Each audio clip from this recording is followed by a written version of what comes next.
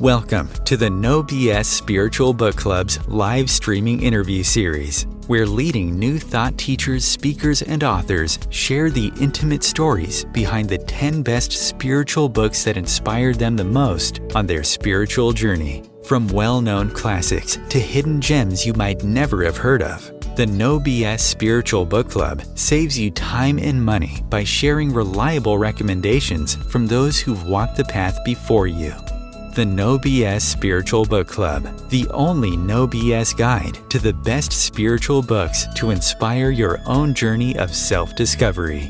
Here's your host, founder of the No BS Spiritual Book Club, Sandy Sedgbeer. Hello and welcome. Despite growing up dyslexic, Zenka Caro discovered the power of storytelling to deliver the most potent ideas to our doorstep, bring genius minds and revolutionary ideas into our homes, and transform ordinary individuals into the heroes who shape the world. It's the impact of these influences that helped foster Zenka's passion for blending science and spirituality, ultimately culminating in projects like a mystery school for the Galactic Age and teaching others the joy of mind over matter during spoon-bending training courses.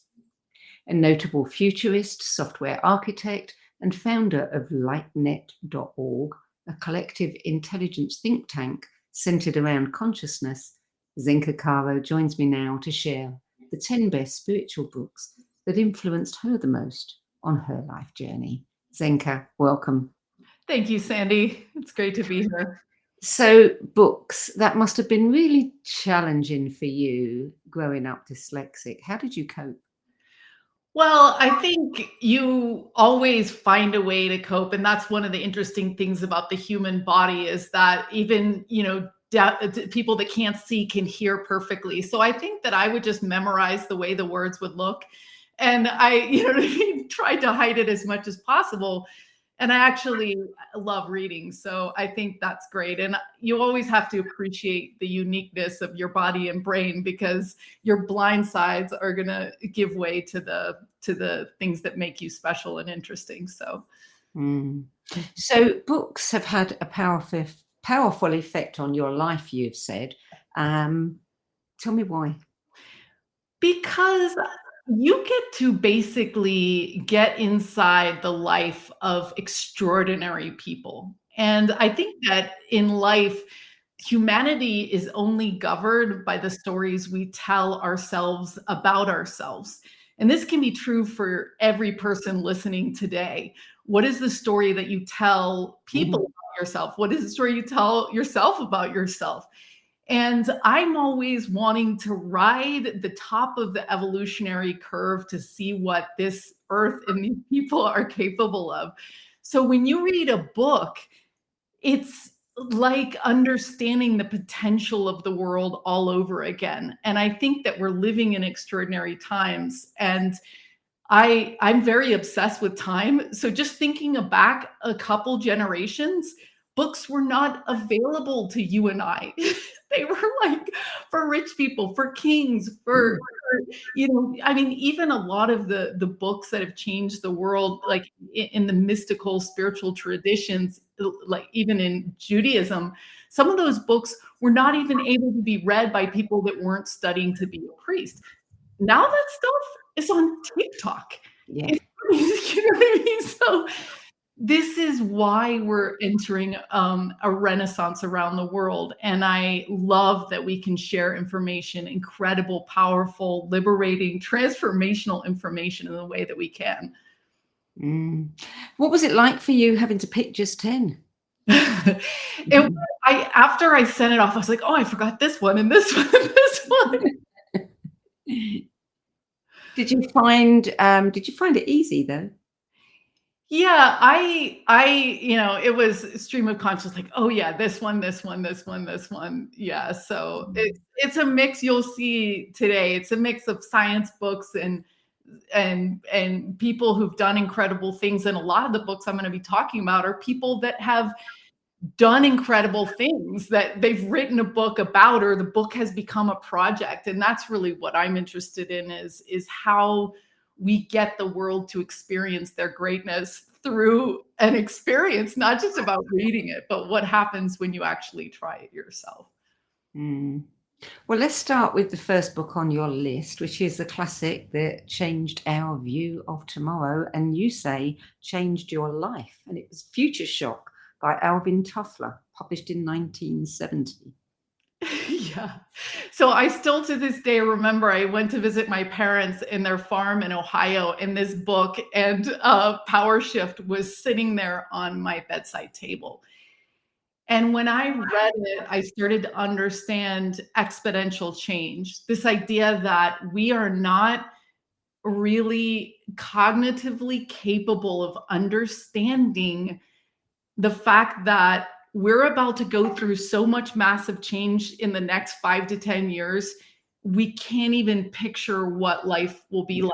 And we've learned this with AI recently. It's like all of a sudden, I mean, this is like the beginning of AI and it's already disrupted everything. I mean, even education, no wonder education is falling apart because so much is new and the teachers can't keep up anymore. So it's like we've got to reinvent everything.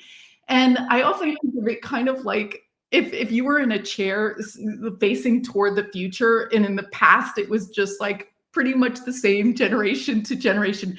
Now it's like that chair is literally lifted like that. And so after reading this book, I realized that I needed to dedicate my life to preparing for what was next and preparing people to believe that change was a good thing, not a scary thing, and that there was so much potential waiting for us and that we needed to think about it. We needed to start preparing. And their second book, Power Shift, also changed my life again. So after spending years of my life studying exponential change and doing TED Talks about it and really trying to study why it was happening and how it was happening, I then read Power Shift, which is about how that the power in the world used to be done through military might and money. And now it's knowledge. And that's what this book club and everybody who's sharing on YouTube and other platforms is all about. It's distributing knowledge around the planet that's going to make us be able to create the world that we want to, right? So that the everyday people have the knowledge to create a better world. And we're experiencing that right now. And so my nonprofit is dedicated to sharing the most valuable information on the planet that has been kind of shrouded before, and organize it in a way that's palatable, just like you're doing here. I mean, you can get overwhelmed by the number of books out there, but you just said no 10. And then with these people, these 10. So it's a curation of knowledge because we're in the information overwhelm age, right? So Yes. they pointed to this fact. And, you know, just like, you know, I often use the example of the TEDx, I mean, the global prizes where they give away millions of dollars. They do that with people in their basements. It's not NASA that's winning those prizes. It's the people that have intelligence and time. And so I think that the tables have turned, where before the people with the money and the guns were running the world, and now it's the smart people. We all can do it. Yeah, well, definitely there's a leveling out of the playing field because of technology. Yeah. Mm. Book number 2, Abundance. The future is better than you think. Yeah, so this is another major tenet of some of my personality, and what I believe influenced my entire life was they talk about how, with grounded research, how the world is actually getting better. And we, especially right now, all the doom and gloom that is going on right now, that people are talking about, world's going to end, this is going to happen.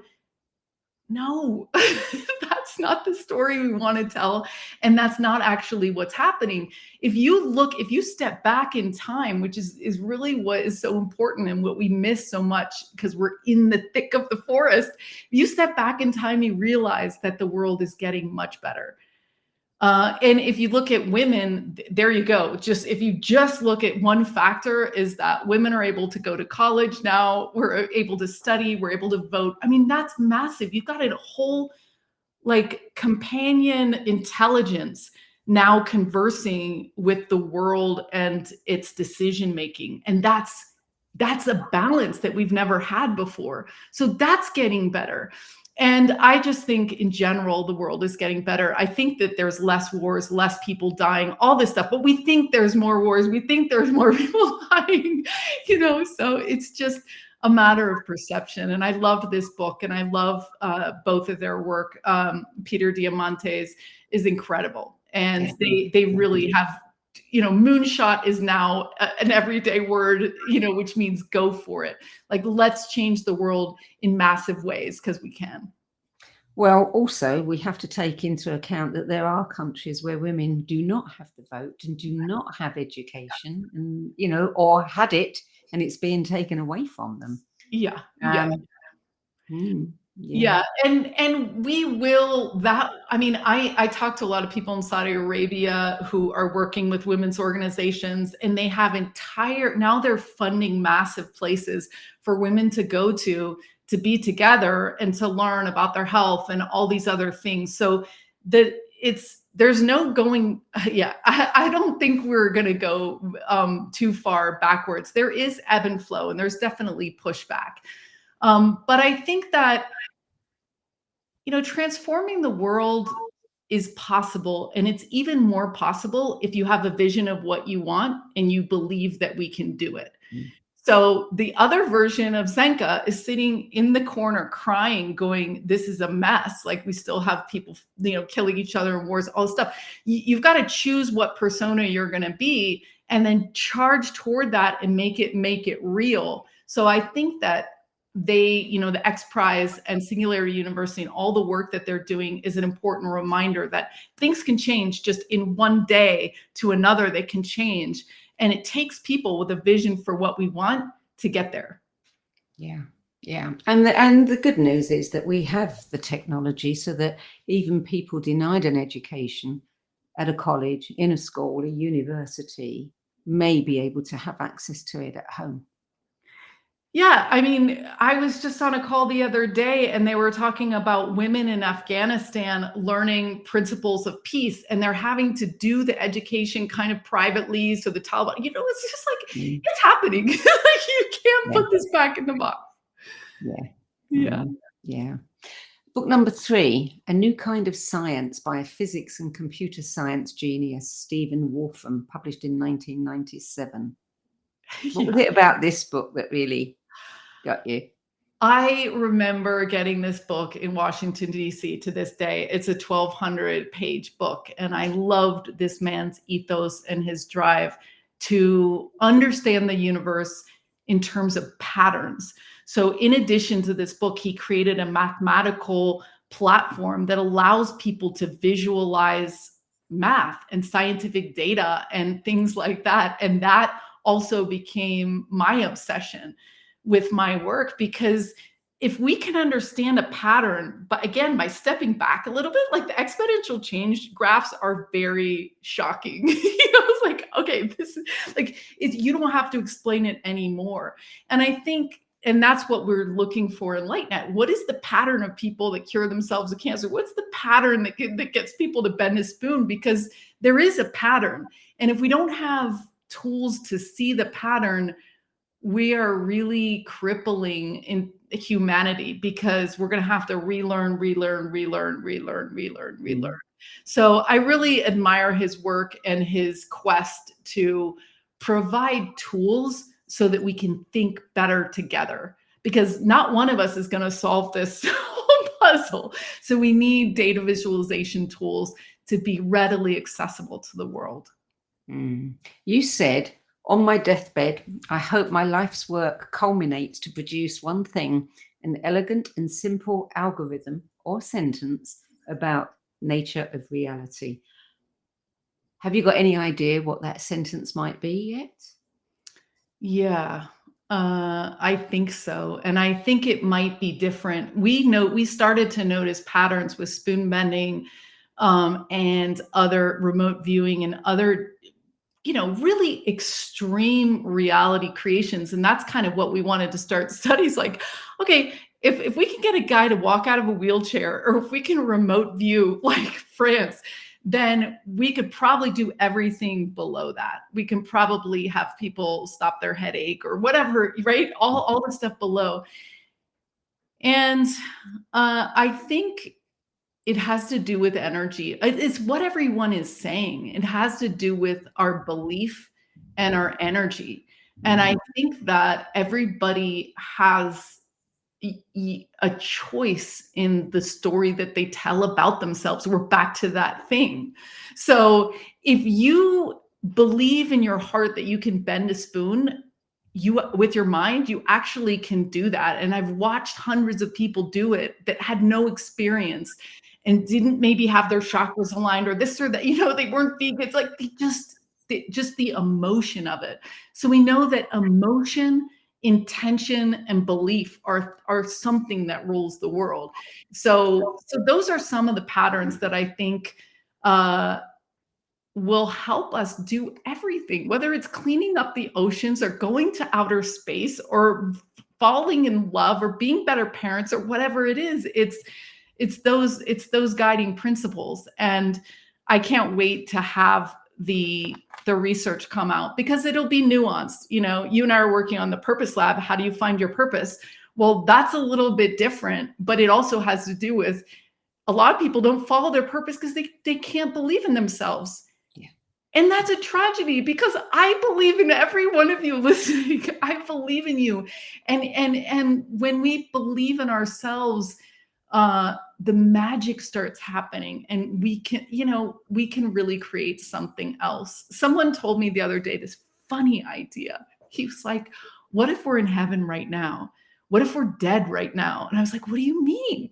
And Adam said, he goes, well, what if we died and where we are is like the gift of the universe to have whatever you want. So in this life, you get to have whatever your heart desires. And I was like, yeah, maybe that's right. Because we know when you have a strong desire in your heart, and it's true, and it's innocent, and it's real, the universe somehow conspires to give you that. And we're going to talk about some books later. Yeah. Why we don't get that normally. Yeah. Reframing our beliefs, that is a really, really important thing. Really important. Yeah. Well, let's move on. Book 4, The Light Shall Set You Free, by Dr. Norma Milanovic and Dr. Shirley McCune, published in 1996. And of course, Norma wrote one of your other choices as well, probably better known, but we won't say that until we get there. So tell us about this particular book. Did you read it before the other one? Yeah, I read this one first. I had a spiritual awakening after someone did Reiki on me, and my math mind, my like tech head, had never heard of any of these concepts. I mean, I didn't even have any friends who knew what a chakra was. I didn't even know what the word consciousness meant. This is 5 years ago. And then a friend, I went out to lunch with a friend who I'd started a business with in Argentina. I hadn't seen him in like 10 years. And I was like, I have fallen so far down the rabbit hole. And he's like, I've fallen down the rabbit hole. I'm like, no, it can't be worse than what I've been going through. This is crazy. My worldview had to expand like there and then there and then there. I was just like, oh my God. I was like, ET's no way. All this stuff. I was just like, no. Life after death, multiple life, no. Reincarnation, no. And I had to keep opening because I started to believe that I knew that those things were now true. And so he's like, look, you need to read this book. And I said, okay. And I took all the notes. It was like thirsting for an education. and having it handed to you. It's a mystery school in a book. It's everything about the emerald tablets boiled down, how reality works, how it's created. I mean, this is knowledge that's been passed down for generations and generations. And again, we are not in the hoarding stage. There's no more mystery schools. We're not hoarding this knowledge. The more people that understand this, the better, because we're all going to end up on, if you line up 100 people, like 80 of them or more want the world to be a beautiful place where we can dance and do all this, so this is a mystery school in a book, and it talks about ascended masters and the different and dimensions. Everything is there, and I loved it. I loved it. Yes. Yeah. The information is changing now. It might be a little bit outdated because now we're moving into a whole new thing. And that's the exciting part of where you and I are, Sandy, is that all of the knowledge of the world just hit the reset button, the Renaissance reset button. And so now we're standing upon knowledge that was discovered, but now we have to rediscover and rewrite the next chapters that lay on top of those other chapters. So we're in a really interesting time. Well, I really feel that we have reached the end of one pathway and a new door has been opened up, because where we're going now, I'm not sure anybody has been before, or if they have, certainly not for a very long time. And the expansion that we're about to experience really is going to be mind-blowing. Yeah, and it goes back to your point earlier. This is a leveling of the playing field. Yeah. So nobody knows what's going on. We only have some breadcrumbs from all the knowledge from the last thousands of years. And now everybody listening gets to experience this knowledge. And that's one of the things I'm very passionate about with LightNet, is giving you the experience to remote view, giving you the experience to experience your own telepathy. I mean, it's shocking to even me. I was like, oh my God, I'm telepathic. I was like, okay. So it's like, you don't even know what you're capable of, and you don't even know what you know. And in fact, most of these writers, and we're going to talk about Dean Radin, I mean, they get knowledge from somewhere else. And so everyone listening has the capability to get knowledge, higher knowledge, just by having a body and trying and being open to it. Yeah. And it's like the first time you get open to it, the first time you receive knowledge, then you want more and more and more. That's the rabbit hole. It's like, this is incredibly fascinating and magical and beyond our wildest dreams. And it's so cool that we're in this moment where, like I said, things are better than we could have ever imagined. Like, I thought magic was just in books like Harry Potter, but now I'm witnessing it in my life. So many things happen on a daily basis that we just go, wow. Yeah. And we are going to see more and more of this. Yeah. Yeah. So book number 5, slightly different book, Before I Die by Candy Chang, published in 2013. Yeah. So before I was working on all this data analysis for consciousness, I was a street artist. And I loved getting out there and leaving these surprises and gifts on the street. The people would be like, oh, I was just walking to the supermarket and I saw this incredible thing. And I loved that. And my obsession was with this woman, Candy Chang, and one of her, she lived in New Orleans, someone died, and she covered an entire building with stencils that said, before I die, I want to line. And people would grab chalk and they would write it in. And I just thought it was the most brilliant thing, because it reminds us to live our calling, to run passionately toward where we're going, even if we don't know how we could possibly get there, because it will actually happen if you stay focused, right? And then one day I found out that she was giving away the stencils and all the information on how to do it in your city around the world. And that's also what I really thought was needed in life, is not this artist that was on the pedestal, but templates for us to experience and express ourselves that weren't copyrighted and like, that they could be done all over the world. And so I set one up in Argentina where I was living, painted an entire wall with 6 people, and in 2 hours, the whole thing was filled up. Wow. And it was 6-year-olds and old men. And like, I just sat there, almost cried, because I couldn't believe how I love art that like cuts through all generations, all economic, like that is art. That is a movie. When a film can appeal to everybody, that really is cutting a chord. I remember watching one woman go up and she's like, I want to go to Europe. And this is in Argentina. And her son was walking with her. He's like, Mom, why didn't you ever tell me? We can make this happen for you. You know what I mean? So if you don't tell anyone what your dreams are, Yeah. or if you don't even know what they are. I did a lot of artwork about remote controls of like, what if you had a remote control that could do anything, what would you want?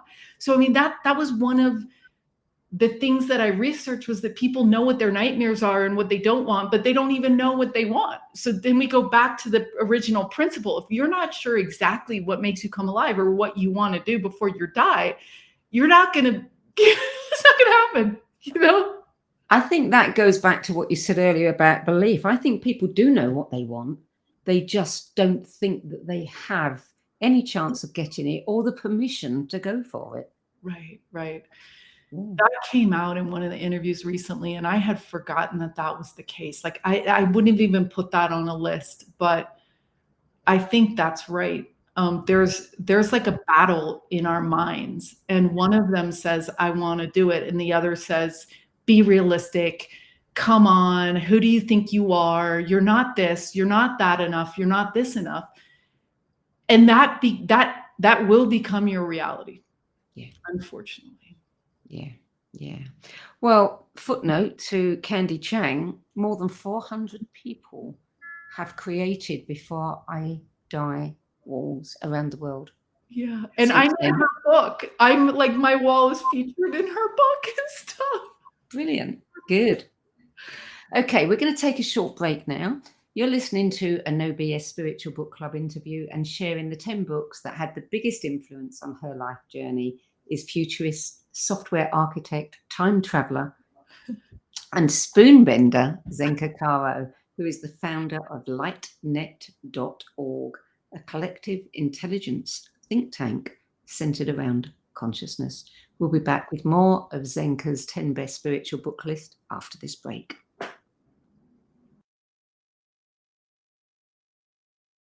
Om Times TV.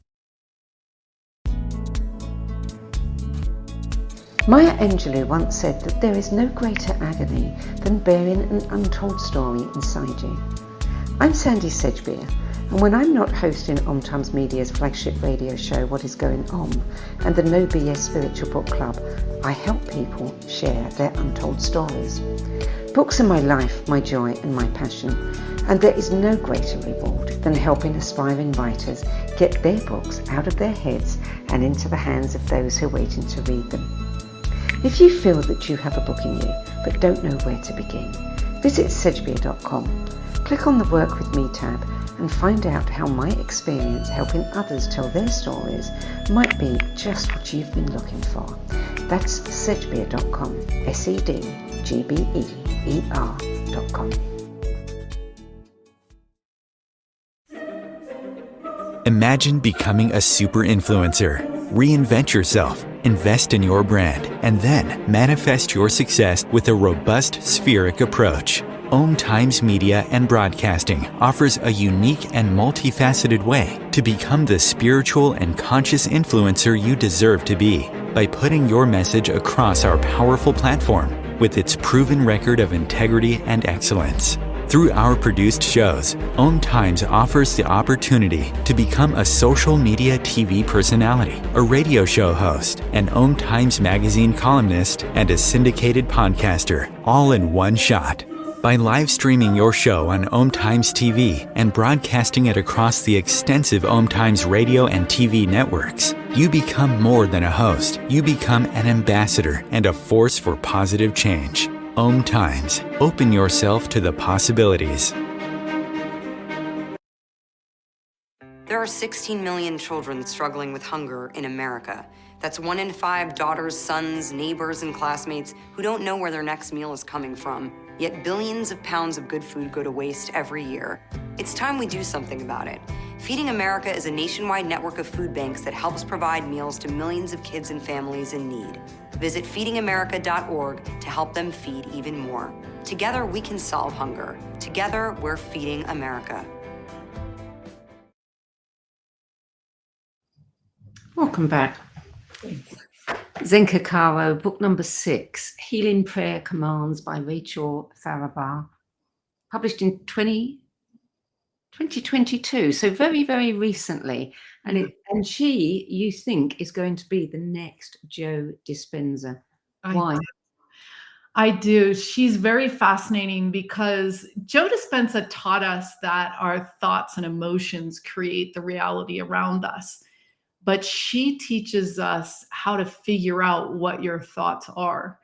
And I know that sounds crazy, but your subconscious mind is most of your mind. Your conscious mind is this tiny sliver. So the only way to know what's in your subconscious mind is to look at your life. Look at what you have. Look at what you've created with your family, with your jobs, with your relationships. So it's very interesting because she teaches, when I met her, she was like teaching theta healing, which is this idea that she could basically put someone in hypnosis and change their life completely. And I watched her do it. She got people off of heroin, which is like crazy. And she got them pregnant, which they haven't been able, like things that were major blocks and major life issues for people, she was solving in a half an hour. And I couldn't believe it. And her book walks you through every single question you might have about finances, money, love, all the things. It's like, do I feel safe feeling this? Do I feel supported by my community, by my family, in every single permutation that there is? And you start to realize through muscle testing what you actually think.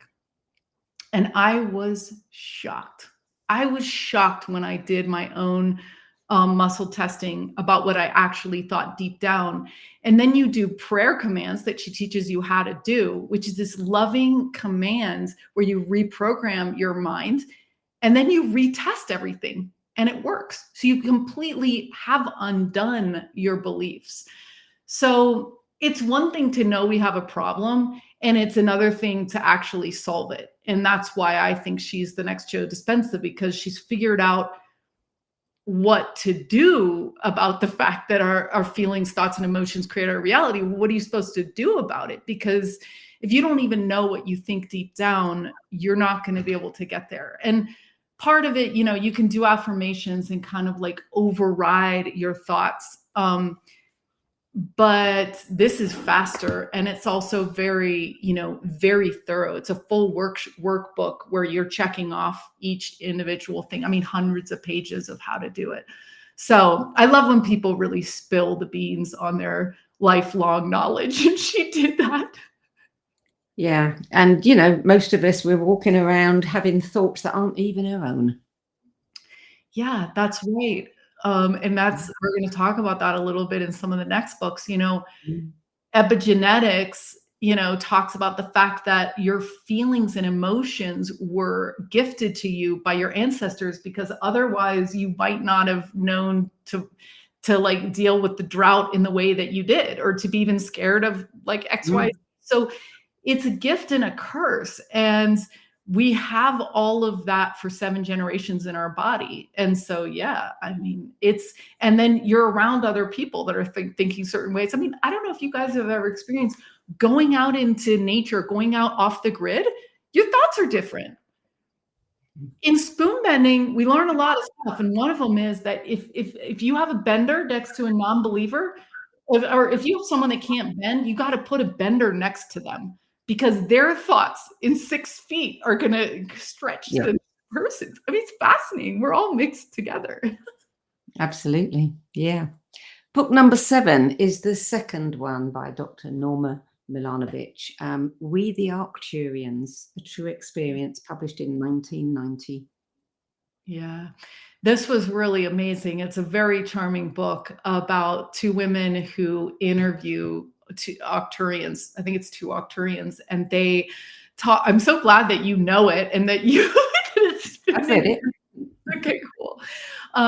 So what they do is it's this complete anthropological question and answer session, and it's so cute because it's so foreign to them asking the questions, and the responses are so unusual that it's like it just becomes really endearing, and it teaches us about how they do their civilizations, one of which is that children are taught by the highest vibrational beings on the planet. So here we just have like teachers aren't paid that much, whatever, like there they actually take very careful a look at how they're grooming the next generation in order to carry on that potency of vibration. And they can actually also scan you and figure out what your vibration is at. And I just talked to a scientist here in Sedona, and I was like, can you scan my body? And he's like, yeah, because he can scan any object.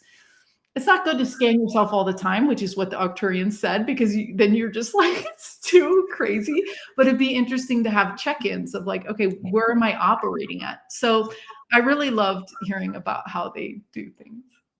I love the bit that said that not everyone is allowed to be a parent. They make sure that the ones who actually do procreate are the ones that have a very high vibration. Yeah. Yeah, I mean, my parenting journey, I have a 9-year-old and I did not know what I was doing. Like we should really support young parents, new parents, because there's no instruction book and now we don't have a community in order to do it together. So you really don't, some of it's not obvious. Yeah. We're prepared for so much in life, but not for being a parent. And then we're spending all our life undoing what happened between 0 and 7 when your brain is in hypnosis 24/7. So this would be, the Arcturians have it right. Like, why not get that first 7 years right? Because then we don't have to do all this trauma release our whole lives. We just get onto the mud bar. Yeah. So book number 8 is The Ancient Secrets of a Master Healer, a Western Skeptic, an Eastern Master, and Life's Greatest Secrets by Clint G. Rogers, published in 2020. Yeah, so my friend Aaron, who is in a wheelchair, and I absolutely love him so much. He just like captivated my soul. And I was just like, I'm going to help you get out of that wheelchair. We're going to figure this out. We're going to do Joe Dispenza. We're going to everything. And he got married and he had Clint Rogers do his wedding. And so then Clint Rogers was doing this 30-day mung bean soup thing, which I did, ate only mung beans for 30 days.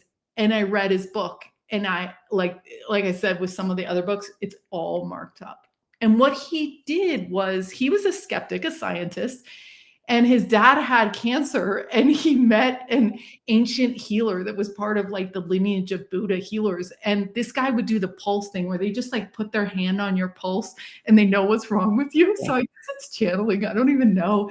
It's just hilarious that you can pull that information from the field. And they would cure people that science were like modern science, were like, can't do anything for you. Oh, you're in a wheelchair. Like, oh, well, like, or whatever these people had that was stumping modern science. And they would treat it through Ayurvedic food and also spiritual like knowledge and belief that you can heal. And so Clint started this thing called the miracle experiment. And I'm all about experiment. I'm all about data. And I was like, I love this book and this man. And so he goes around the world and cures people of things by helping them believe that they can and putting them together in these groups and then having them be in a group for 30 days, right? So his book is translated into so many different languages by volunteers who just are like, okay, we need this. I mean, it's like literally in dozens of languages. That's how you know you write a good book, when you have people begging you to translate it in their own language.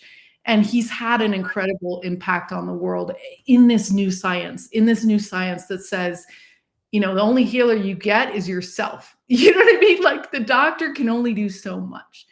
And so you get in there and you go, yes, I'm doing this. And yes, it's possible. And yes, I'm going to provide data for the next person behind me because I want them to know that they can do it.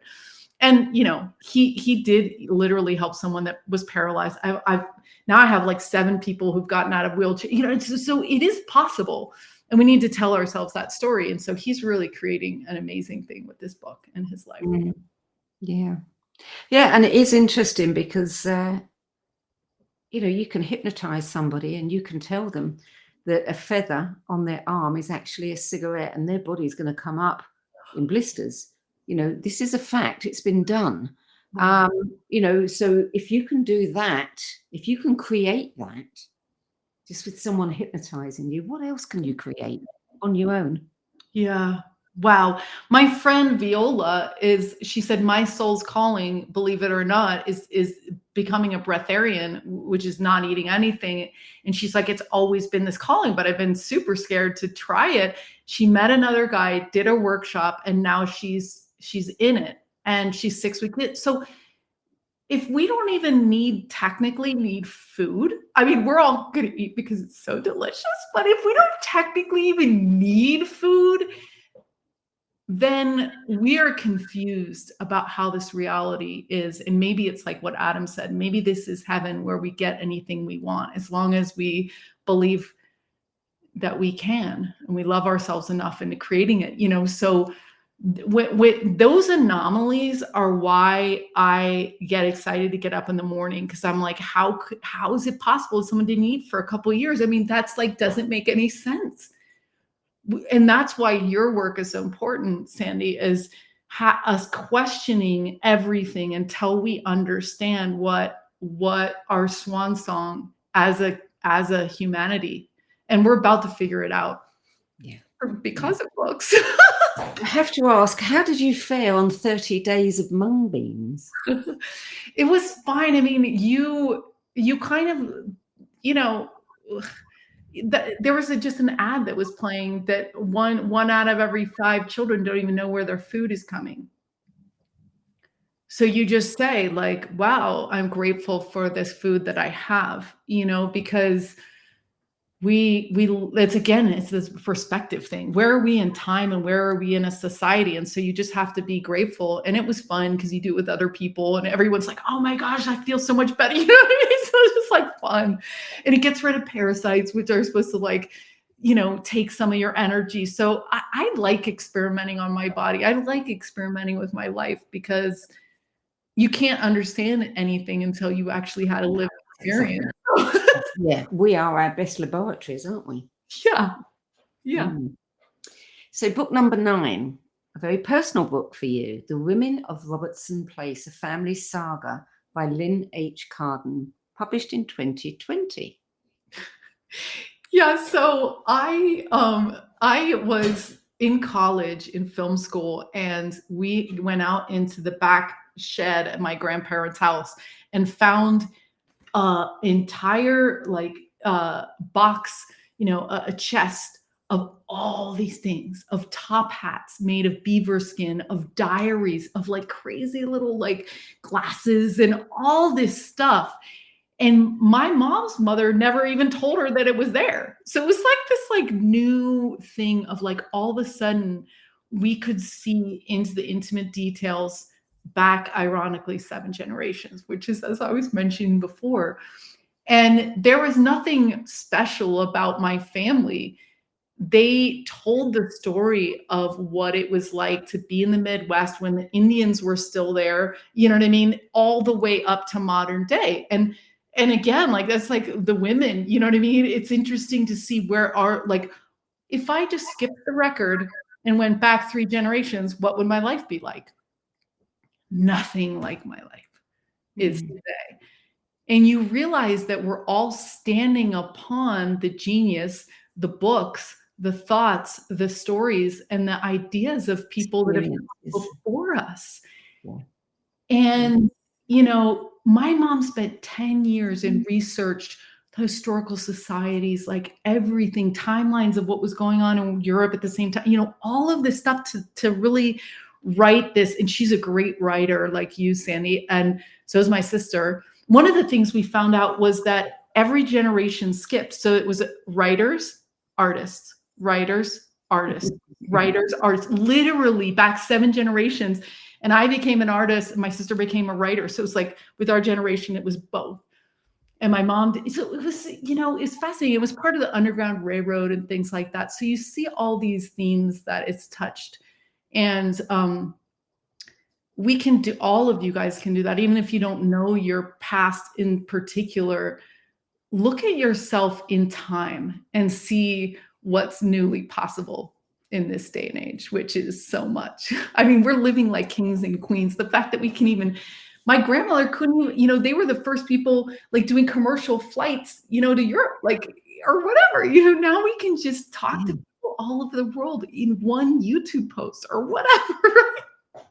So wow. Yeah, that's quite an undertaking on behalf of your mother, but also what a gift to the generations to come.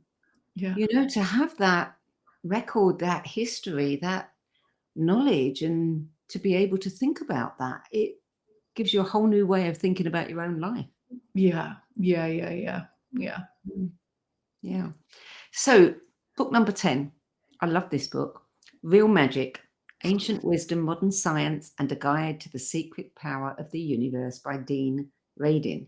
One of the things that I love so much about this book is because he is a scientist. And, when people like Dean Radin write books like this, then people pay attention. And that one was published in 2018. Yeah. As we do these Purpose Lab interviews and we interview people like Bruce Lipton and things like that, we realize the struggles that they had to go through to be themselves and to be spiritual. I mean, now it's no big deal. But for people like Dean that really said, I'm going to study mind over matter interaction, no matter if there's no funding, no this, no that, it can be laughed out of every single Congress and and he's the one, talk about standing on the generation of the people, the hard work of the people in the past generation. Like, he's the reason why all these other scientists and all of us have become citizen science to study this stuff because of his very meticulous, grounded, repeatable research. I mean, he was one of the few people doing slit experiments in the actually doing it. It was like, okay, we have this theory, but let's actually build a slit, and we have plasma balls at my house because he used to use those. So in this book, it's delightful. And it's, he talks about 3,000 scientific, research papers about how consciousness is more fundamental than matter. Consciousness is more fundamental than matter. Somehow matter arises out of our consciousness. And again, I don't like working with a half deck of cards or 5 cards and being asked to solve a problem. So if you are not considering consciousness in every single thing every single problem, every mountain we're trying to climb, we don't have the full deck, And it could be the only most important question, which is why I'm dedicating my life to figuring this out. What is consciousness? How does it work? How do we use it? Because if Dean's right, then we really have to focus our energy and understanding of consciousness. And what you're doing, Sandy, is that, asking these questions that never even occurred to us before of how does this actually work? And Dean Radin is just an incredible, scientist, and we have a lot to be grateful for him. At one, my favorite, I don't know if we have time, my favorite part of this book, well, you guys will read it, but where he creates a lab with someone else who created a lab. They both created the same lab that he wanted and that the other guy wanted. So it's like the win-win situation in spades. And I laugh to this day reading that chapter. It's absolutely delightful. He wanted a lab with certain equipment, and this other guy wanted Dean Radin to be on his thing. And all of a sudden, Dean knocked on the door, opened it up, and saw the entire lab he wanted to build. And the other guy was seeing Dean Radin, who always wanted to be part of his research. And they just sat there, they got dizzy, and they sat down on the couch because they had like both manifested their dream come true in the same moment. So great.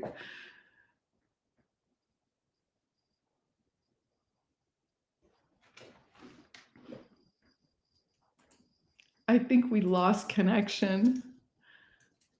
Oh.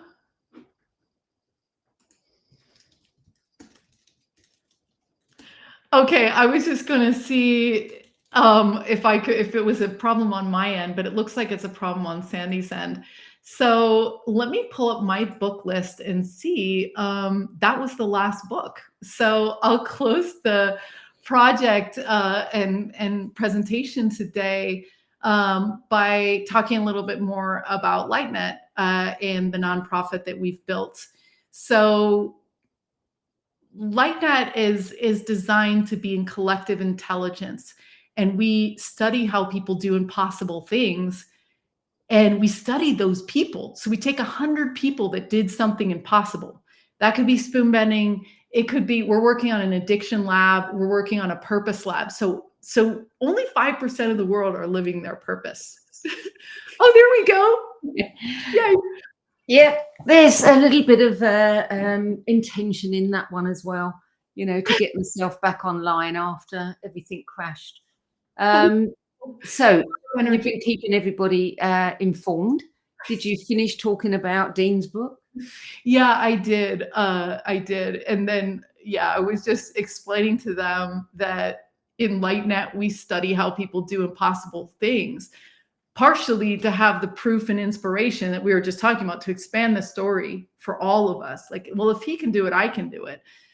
And then really looking for the patterns. And we have a resource trove, because it can be overwhelming, just like books can be overwhelming, but which ones? And so we have a trove of resources that bubble up. Just like we've talked about, Sandy, I would love to look at the data of all these 10 tops and see what's moving to the top, because that's important. Yeah. And then we invite people to try it at home. So then we invite people to do these things in small groups of 8. And as we know from Lynn McTaggart's research, another book that didn't make it, but it's huge, right? Is this idea that if you get 8 people together, your dreams can come true faster. Or she's done a lot of research on healing, but it's with everything. And we have studied all of this stuff, and we found that if you wish for someone else, like if you're saying, if you're wanting to do something, well, let's say you want to help an author become more visible. Well, if you intend for it and you wish for it in your heart of hearts, it's almost more powerful than they themselves wishing for it.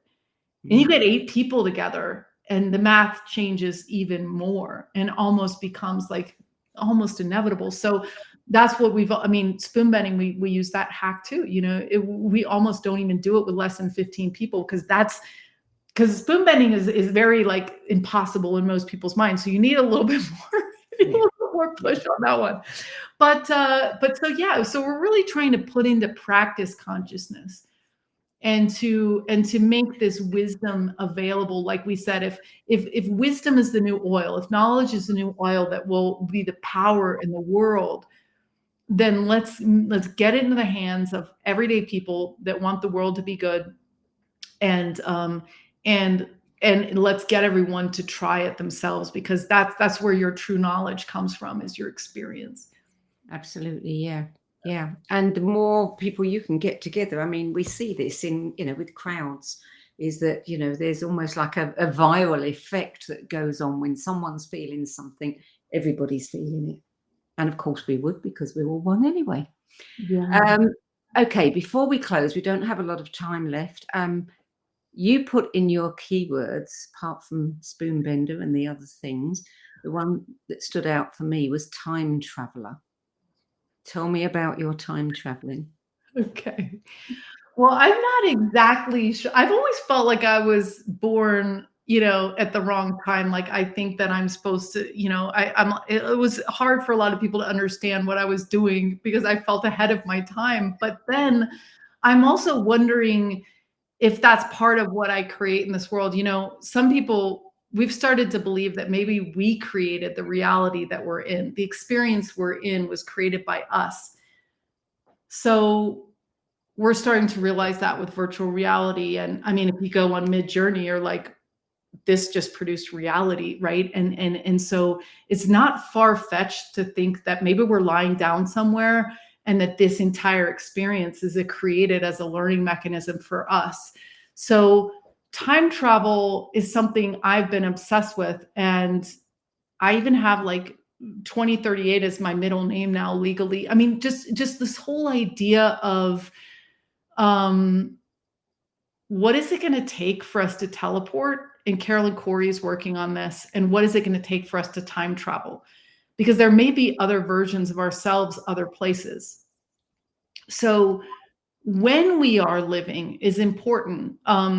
You guys are all, like I said, you guys are the jackpot generation. You're born in a time where anything is literally possible and you have access to a lot more, just like that abundance book and the bold book.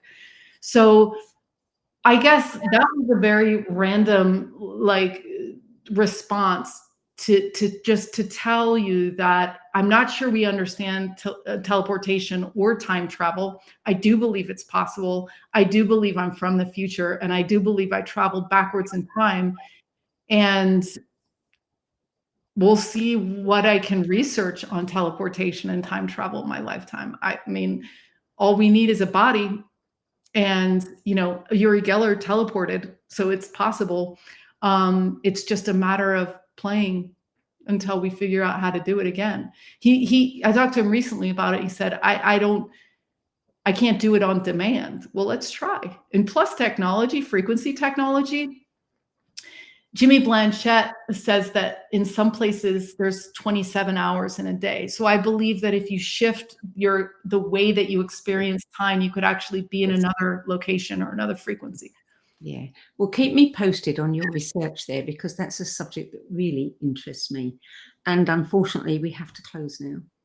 Thank you so much for all the work you're doing in the world. This is a great project, a great show, and I love going through all these lists and checking it out, especially right now for the holidays. So I hope you guys all curl up with a new book.